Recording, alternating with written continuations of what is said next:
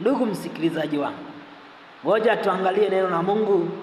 Biblia inasema nini kuhusu neno neema? Tukisoma Biblia takatifu katika kitabu cha Waefeso, waraka wa Paulo mtume kwa Waefeso, sura ile ya 2 mstari wa 8, neno la Mungu linasema wazi kwamba kwa maana hiyo mmeokolewa kwa neema kwa njia ya imani.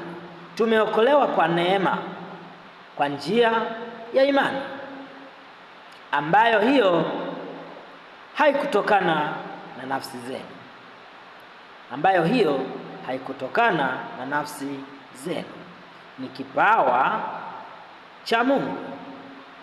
Ni dhahiri kwamba Mungu kipawa chake ni neema, ni kuwajaza neema watu walio wake, ni kujaza neema maisha yako, ni kujaza neema katika shughuli zako unazofanya kila siku, ni kujaza neema katika kila jambo unalolitenda, ili mradi liwe la halali, liwe la kumtukuza Mungu, liwe la kubariki watu, lisiwe la kuumiza watu.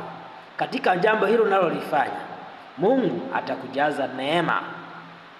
Yawezekana ukasema neema ni kwa wale walio wema tu. Neema inatembea hadi kwa walio wabaya. Unaweza ukajiuliza kwa nini mtu ni mwizi anaweza kaenda kaiba na akarudi na mali na asikamatwe, akarudi siku ya pili, akarudi siku ya tatu, akarudi siku ya 4, mpaka mwaka ukaisha hajakamatwa? Ni kwamba Mungu anazidi kumfunika kwa neema yake, ili kwamba siku moja ajirudi aweze kutubu dhambi hiyo na aweze kuacha kabisa. Ndugu msikilizaji wangu na mtazamaji wangu, nikuombe uweze kuijua neema ya Mungu, usiitumie vibaya.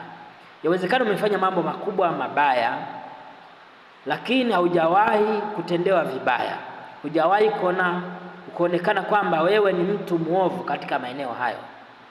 Ni dhahiri kwamba neema ya Mungu inakufunika. Usipoiona neema ya Mungu, siku moja Mungu ataweza kukuaibisha. Nikuombe uweze kubadilika, uache yaliyo mabaya, ukatende mema ambayo yanatoka kwa Mungu, ukijua kwamba yote uliyoyatenda ilikuwa ni neema ya Mungu inakufunika, bali sasa umefika wakati wa kutenda yaliyo mazuri, ili kwamba Mungu aweze kubariki katika hayo. Mungu akubariki na uwe na jioni njema. Amen.